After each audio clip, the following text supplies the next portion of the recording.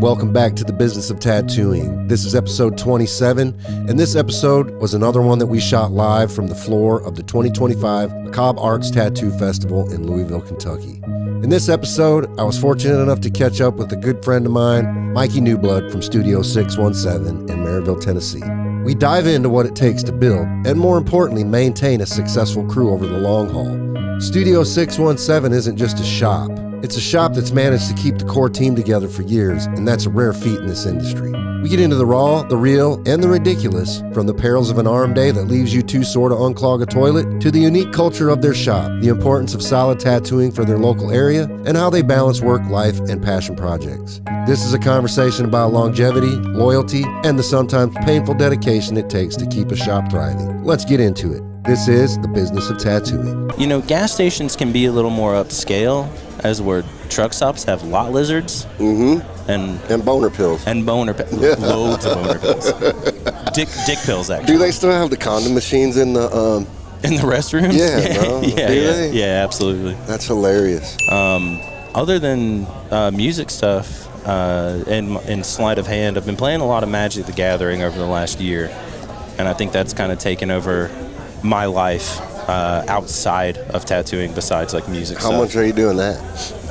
Relatively often, at least like once a week. But at the beginning of this year, I was doing it competitively on their app, and I was ranked top 1,000 in the world for a little while. Really? Yeah. How do you get into that? I think like back in the 90s, like they were really fucking edgy, and a lot of the art was really fucking cool. Like I'm trying to think, Frank Frazetta, he's done some artwork for him and stuff like that. So heavy metal, yeah, dude. I think like Magic is probably like the more metal end and the more like D&D end, to where it's like a lot more fantasy. So you have like zombies, you have werewolves, you have angels, clerics. Fucking, they just released a lobster citizen, whatever the fuck that is. How does that game play out? Like, is it kind of like D&D? No. So like, look at it as like your cards are kind of like your tome or like your magical spell book, and you're essentially a wizard. Okay. You know, and the main goal is to straight attack the other opposing wizard or player, so to speak. You have, depending on the format, like whether it's the commander format where there's 4 of you and you build a deck around like one centralized card. You have standard format, which is just 1v1, 20 life. You're just trying to smack the shit out of each other essentially while doing cool shit. So do you play with the same people all the time? No, not all the time. So like the dude I tattooed yesterday, him and I normally play in a pod, which a pod is like 4 people on Friday nights, and it varies. You know, it's generally him and I, and then like 2 other people, or I really hate the commander format, so I play one game, and like while I'm playing, I'm be like, kill me, just fucking kill me, you know, just take me out, like, because it's a little drawn out. Yeah. The funnest part is politicking, being like, hey man, do you really want to do that? Right. You know, if you do that, I could have something in my hands that could stop you from doing that, but I won't do that if you don't do that. I'll do it to someone, you know, like, I like that aspect of it, but like most of the time I'm sitting there like, fucking kill me. So do you go to like places to play, or do you guys? Yeah, we go to local game stores, or in the community, LGS if you're cool, you know. What is that? Local game store? Local game store. Okay. We're actually going to MagicCon in Atlanta next month, so we're really excited about that. We're going to have like a fucking boys weekend of getting drunk and playing with cardboard. You guys do the like cosplay and everything? No. I do a lot of horror cosplay, but that's about it. I watched recently, well, maybe like back in the spring, I actually watched a live D&D. They did it at the local theater. Yeah. It was fucking wild. Dude, watching some of those dudes, like the right group of people, it's fucking hilarious. They came in all dressed up and like totally in characters, and I was awesome. like, it was freaking hilarious. That's awesome.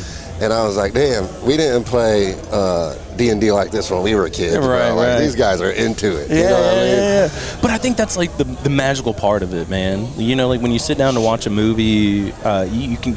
The reason why you like so many movies is because like you can relate to a character, or you can relate to the storyline that's going on.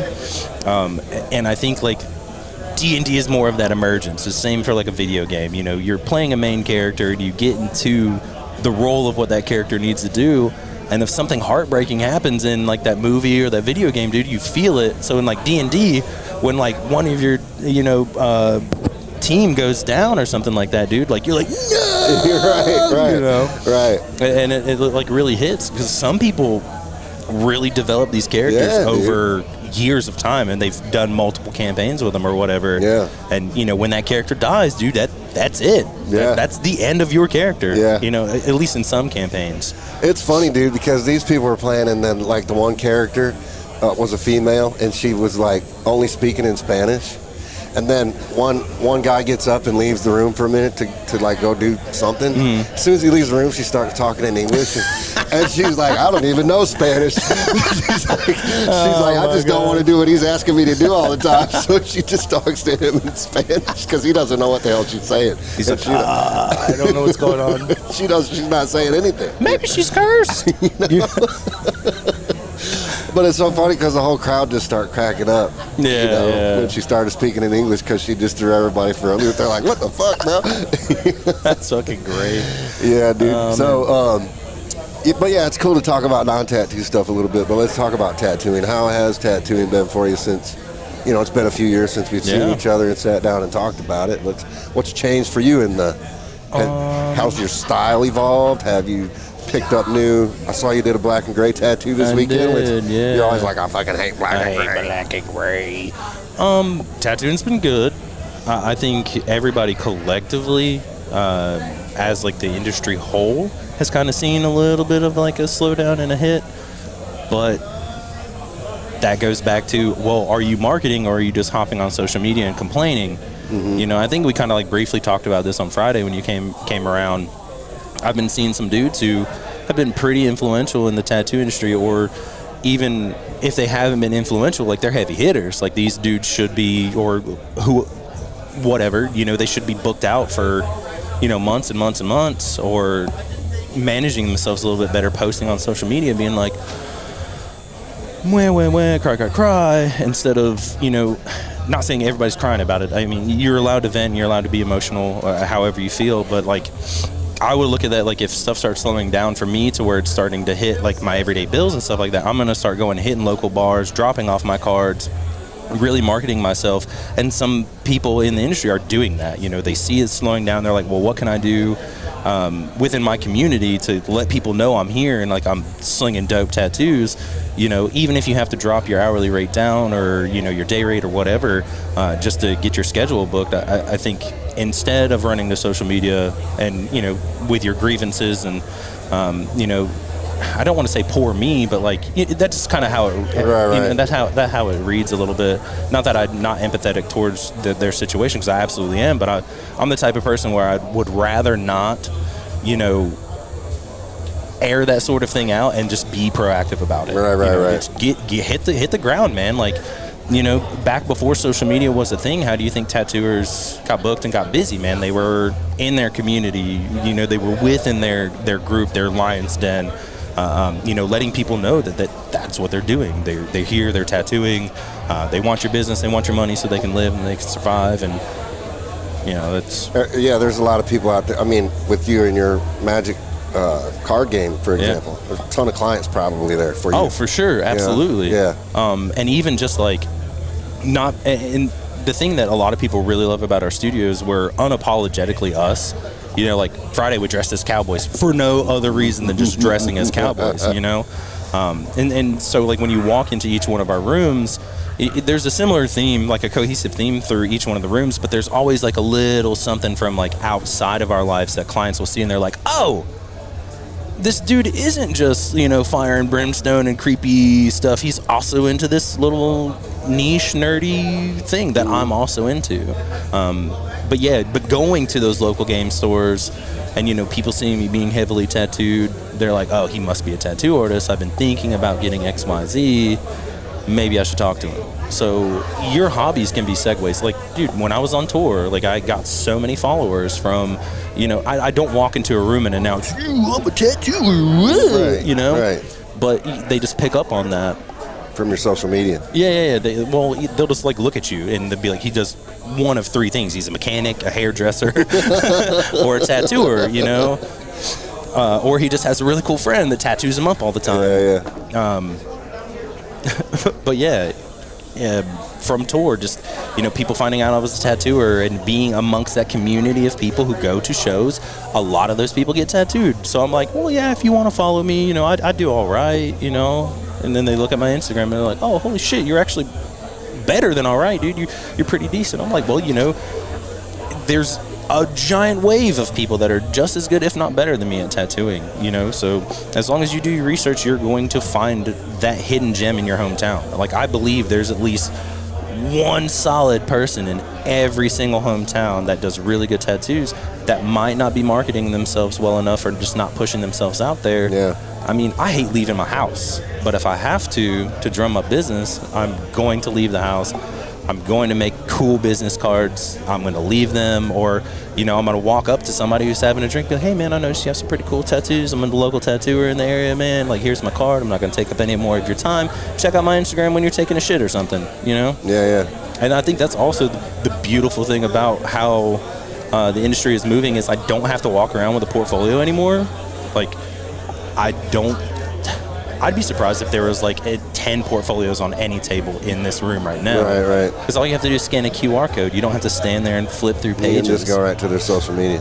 I like your approach too, because it's super like, most people don't want that salesman type approach. You know what I mean? You're like, here's my card. Check out my Instagram next time you're taking a shit and walk away. You know what I mean? Yeah. People are like, oh, that's cool. He's not trying to shove a tattoo down my throat. Right, you know what I mean? right. Because I hate that too. Because like I said, you walk into a room, I walk into a room, 9 times out of 10, we're probably going to be the heaviest tattooed people there. Right. And just because, we're directly involved with it.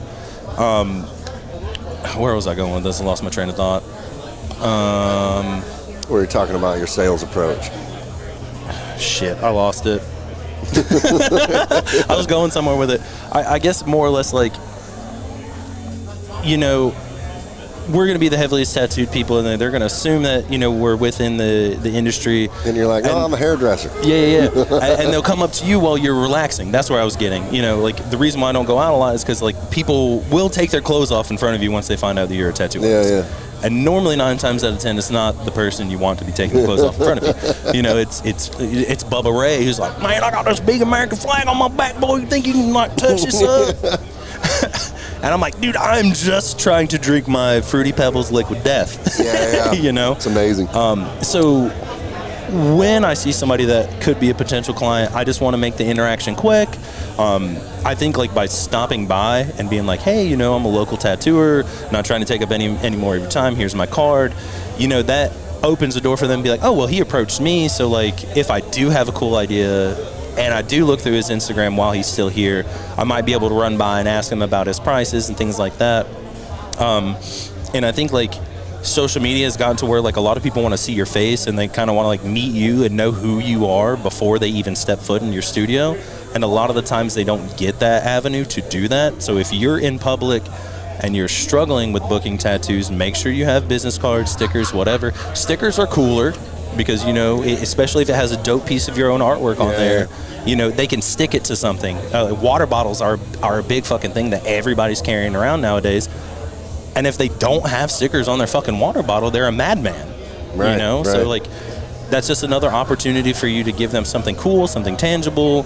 And they'll be like, yeah, he was actually really chill. He didn't bother me. He didn't like ruin my night by taking up too much of my time with my friends and shit. That's my method, and I haven't really been hit too bad with the lull. I mean, my consultation days are getting shorter, they're getting smaller, but like, even if I have 6 people on it, most of the time it's large pieces that I'm going to be doing 4 to 6 appointments for, so that will easily, if I have 6 people who need 4 appointments and I have a whole month open, like month is done, dude. You know what I mean? And then taking time off for shows and hang out with the lady, hang out with the cats, I feel like there are like 3 potential issues with slow artists.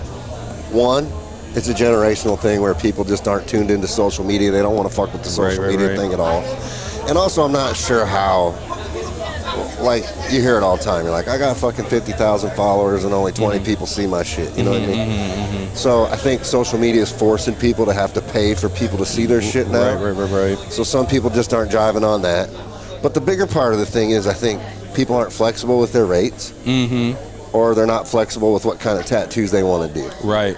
And I think in an economy that's struggling, you have to adapt to those things. For sure. What I mean? For sure. You may have a client that can't afford $200 an hour, but they still want to get tattooed. They want a dope tattoo. So you got to work with their budget. Absolutely. You know what I mean? And I think, like, case in point, before the convention this week, I started this really cool, like, Saturday morning cartoon leg sleeve on this dude. And, that's going to be a lot of money by the time it's completed. But, I told him up front, I think I tattooed him for, like, it was like 4.5 hours, but I only charged him for like 2.5, 3. Because, like, I would just feel a little dishonest doing just outline and structure work and then charging him my full rate for that. Because that's expensive. Right.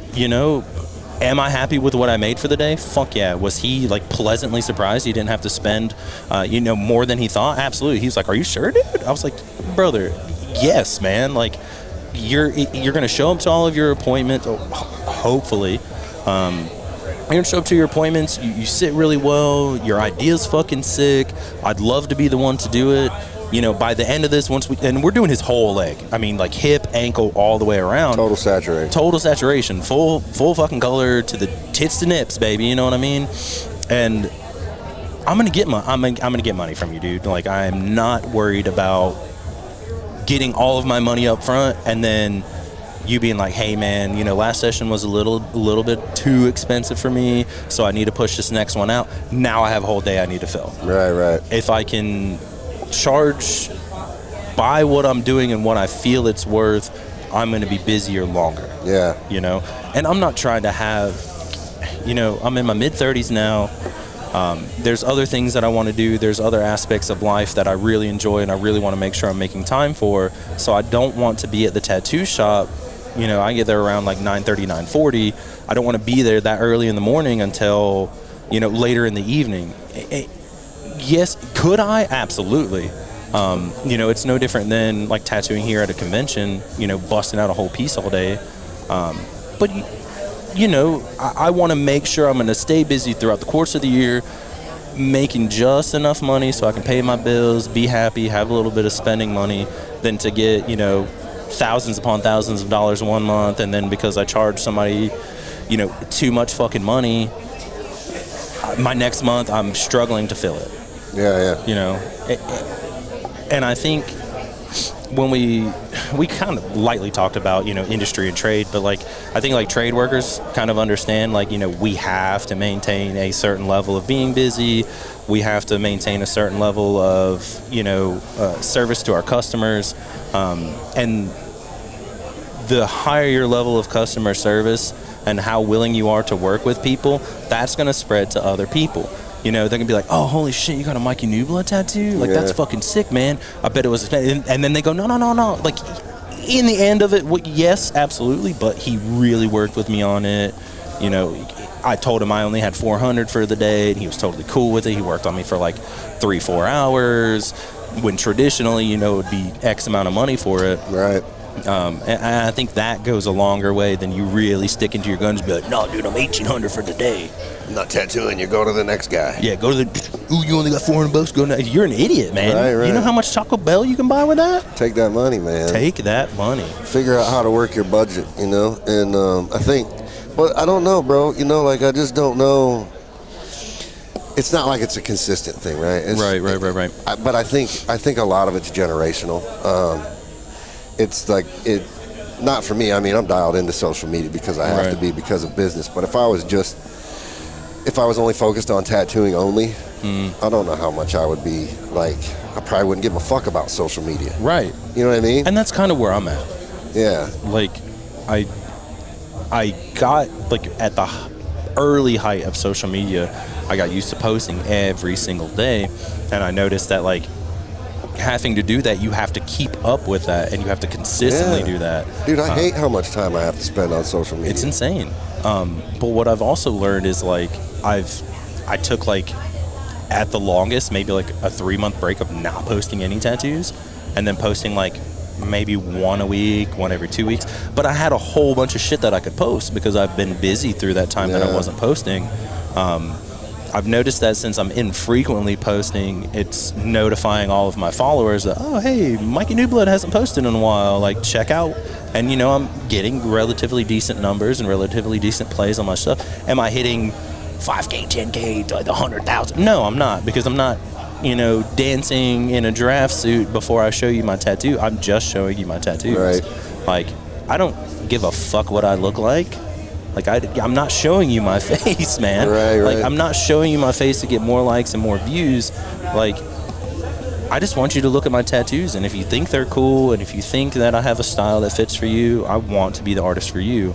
And it kind of goes back to what you said earlier, something about being a little bit more well-rounded and not so sticking to your guns for one type of tattoo. You know, working in a street shop, I think, is what helped, you know, like my generation and, you know, generations before me, because you never knew what was walking through that fucking door, but you knew whatever it was is how you were getting your money for the day. So, you know, doing Mike Cole flash, doing some Frank Frazetta flash, doing, like, you know, Cherry Creek stuff and some of these obscure tattoos, they were all over the place, man. You know, you were doing American traditional, you were doing maybe a little bit of black and gray realism-y stuff. Maybe you were doing, you know, some early, you know, 90s new school or Looney Tunes on people or whatever. That sort of everyday not knowing what the hell is going on kind of made you learn different styles or different aspects of tattooing. Like, I love doing every kind of tattoo. Like, I'll cry and complain about black and gray a little bit. But you're good at it. I'm okay at it. I work with two really, really good black and gray tattooers. Art of Tucker and Chris Ford, the studio owner. They both crush it. So, and they love doing it. Like, they have a love for it. I have a love for just tattooing. So if you want to spend money with me, I love it. I don't give a fuck what you want. Like, cool, I'm happy you chose me, man. Like, sick, sit down, let's do it. And, you know, I'm quicker at color because I understand my process. So black and gray, I have to think a little bit more on. You know, I'm like, oh, is that too dark? Oh, is it not dark enough? Oh, you know, it's a labor of love for black and gray. And I really respect, you know, the tattooers who do just insane black and gray. You know, like, that's, you're making love to the tattoo while I'm just, you know, color. Yeah, I've always said that I think black and gray realism is probably the most difficult. Absolutely. In my opinion. Absolutely. You know, I think that's the most difficult tattoo to do. It absolutely is, man. But, you know, what is there any style that really pushes your limits? Like, you're really like, oh, this is really like challenging to me. Or you feel like you're pretty well-rounded no matter what walks through the door? Thank you for tuning in to this week's episode of The Business of Tattooing. Now, let's talk some real business. You're already using Electrum products. You're already tagging Electrum products because you love Electrum products. But why aren't you getting paid for using and tagging Electrum products? Well, I'll tell you why. It's because you haven't signed up to Electrum Insiders yet. But now you can, and it's real easy. Just scan this QR code on your screen or go to electrumsupply.net today to learn about Electrum Insiders and how you can earn cold hard cash for doing what you're already doing. We want to thank you at Electrum for using our products, so we created the Electrum Insiders program exclusively for artists just like you. So don't hesitate, get on over to electrumsupply.net today and start earning money for the content that you're already creating. Now, let's get back to this week's episode. Well, so I try to cater whatever I do towards my strengths. So that's why, like, if you see me do any sort of color portrait, it's always going to be what I call like gummy worm colors. You know, it's going to have like it's red into blue, or it's like orange into green or something like that, because I love brighter colors and I understand that a little bit better than if I were to do a Jason Voorhees in like the natural muted tones and things like that. Can I do it? Yeah, but it's a little bit more of a challenge because, you know, there's undertones and there's weird highlighting and lights and these off tones and things like that. So It takes me a little bit more time to develop my color palette because I'm still only mixing that rainbow spectrum, the Roy G. Biv. So I can make all of those colors, but it's easier for me to make brighter, vibrant colors that just make sense to me in my mind, to where it's not like this weird off purple and then magenta and then gray. Yeah, I was going to ask you that. I'm glad you just brought that up, because that was another question that I was going to ask. So it's perfect segue into that. Are you still working with a minimal palette? Yeah. Because I feel like that's pretty rare. I don't see a lot of people doing that. Usually you go by an artist station, they got 20 ink caps out, just a whole bling. But you just have those basic colors, and you're mixing all your tones while you're doing the tattoo. So some of it is mixing while I'm tattooing. Some of it's like pre-mixing. So like I'll still have 50, 60 fucking ink caps out, depending on how big the tattoo is. Maybe 20, 30 if it's a little bit smaller. But I'm still just taking the Roy G. Biv, and I'm making my colors whether they're muted or whether they're bright. And the main reason why I do that is because there are so many colors of ink. When you're looking at it in the bottle, it could be the perfect tone, but then like you pour it into the ink cap and you hit the skin with it, it's like way lighter or way brighter than you thought. Right. So like if I'm focusing on true tones, and I know all of these true tones are pretty much, the trunk of the tree, everything else is built out off of that. So if I can, take my red and my yellow, make orange, if I don't have a saturated enough orange, I'm guaranteeing that it's not an undertone color and that my pigment load is going to be heavy enough to saturate the color. Yeah. Like I use like a dynamic triple white, because it's triple the white pigment in that fucking thing, and I know I'm not diluting my colors down. If I'm trying to make that lighter palette, I know they're gonna saturate super fucking well. And that learning how to do that came out of convenience, for one thing, of like doing conventions, because around the time I was doing a lot of them, and bringing 40, 50, 60 bottles of pigment was just so much shit to bring. Now I can throw my base colors in my book bag, my tattoo machine in my book bag, and then buy like drape or whatever else I might need for the weekend from, a vendor. Right. And keep it super simple, super light. Right. Because I was so jealous of these black and gray dudes I work with. They're like, yeah, just go buy gray wash set. I just got these 4 bottles. Sometimes I just show up with black. I'm like, man, fuck you, dude. I'm like, fuck you. Oh, that's awesome. I got to give you props, though, man, because Studio 617, you guys been the same band for a long time. Well, I mean, you don't see that a lot, man, where it's just like the same crew rocking for all these years together, keeping the politics in the shop, and like...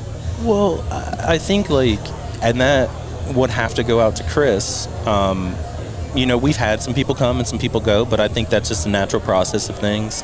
When I first met Chris, him and I talked super in depth on like what his vision was for his ideal tattoo shop. He was like, do I want to make money? Of course, it's a business. I have to make money. But he's like, I think bottom line, there's a service that can be provided for this area of solid tattooing. And he's like, that's kind of what I'm looking for. He's like, I'm working towards that. The people I have come in and work, with me, not only for me, but with me, he was like, I want the same. And like one of the main things that got me interested in wanting to work for him, he's like, I want you to focus on whatever you want out of tattooing. And I was like, yo, that's a way different tune than where I just was. Because it was like, dude, I don't care if it's like 8:45 and we close at 9. If somebody walks in the door and they want a half sleeve, I'm staying until midnight. Fucking, you better bang it out and make us that money. And they were still good people to work for. I don't want to make it seem like they were slave driving us or anything, but that's what it felt like. Yeah. Like even if I was uncomfortable with where the tattoo was because I was so green, they're like, I don't give a fuck if you don't know how to tattoo somebody's neck. They want that name. Put it on them. Put it on them, dude. Pull your pants up and tat, But so I started working for Chris, and I've been there 10 years now. We had a couple people kind of cycle in and out between that, but I think it was no less than like 2 or 3 years for a short period of time that we had a couple people cycle in, cycle out. I think Liv came before Tucker, and then Tucker came in, so that kind of rounded out like the big four, you know. Yeah. 2 really, really dope black and gray dudes with Tucker's super good at script, you know. Yeah. Like, he's insane with that sort of stuff. So you have the best of that world, and then, you know, Liv was coming in and she was kind of focusing on like American traditional neo-trad, Japanese. I was kind of bouncing between, you know, when she first started working there, like new school and neo-trad stuff. And then just from working around, you know, Chris for as long as I had been, it made me a little bit more confident in trying to do a little bit more like illustrated realism stuff, but still playing towards my strengths. And, you know, I think his vision of where he wanted his studio to be and what he wanted from us and allowing us to grow is what made it the band that it is now. You know what I mean? Like I said, we do stupid stuff all the time. Like, we all have Power Ranger costumes we ain't even got to put on yet, you know? Like, really? Yeah. We're going to do that at one convention, dude. You know? You got to do little boo-boos. But I also think one thing that it has been really big and really quintessential in the shop vibe and the shop politics thing is, like, we all get there before the studio opens, and we're there minimum 2 hours before our first client shows up for the day. And, you know, we sit in the same room and we either bullshit and joke around, or we kind of talk about life stuff. Because like, if you come into work with a chip on your shoulder, that's going to carry throughout the entire day. And, you know, I think this sort of industry has very niche people, and if you're working in it, you may be anxious, you may not know how to like talk or be open, but creating that family vibe of like, dude, what do you got going on, man? Like, you know, how's life? How are things going? Like, what are your stresses right now? Because, like, if you can get it out before you start, you're not going to be so in your head the entire day that you're tattooing. Right, man, like, that's a good idea. My life sucks. That's you know? a good idea. You guys do yoga and shit. Weren't you guys doing like some yoga and shit for a while? No. I thought you guys no. You guys used to do all those funny videos. You know, you still doing those? We do. Yeah. You know, like Friday, we dressed up as cowboys, and then our shop manager, she did like the, you know, the check out the fit video kind of thing for all of us that day. I'm surprised Chris doesn't have you guys doing like push-ups together and stuff. He's all like super jacked out. So what's really funny was for Christmas, it was right before Christmas, and he like looks at me, he goes, "Man, the only thing I want from you is like 3 days at the gym." Really? He's like, "I just want you to leave your house, come to the gym." I've done one, and you know, he did not stop smiling the whole time. You know, like. He was just like, got Mikey to the gym. I got him in the gym, dude. I got him in the gym. Because they normally go at like 5 a.m. And I'm like, brother, I'm going to bed at like 3 or 4. There's no way I'm going to sleep for a fucking hour and then get up and go to the gym. I was like, if we can do like 9 a.m., 10 a.m., something like that, I was like, I'll come in the gym and I'll, you know, lift some heavy stuff. Yeah. It was really funny though, man. Like, I don't do that much activity. And, it was like the day after, you know, we mostly worked out arms that day, and like my titties were hurting so fucking bad. Like, so fucking bad.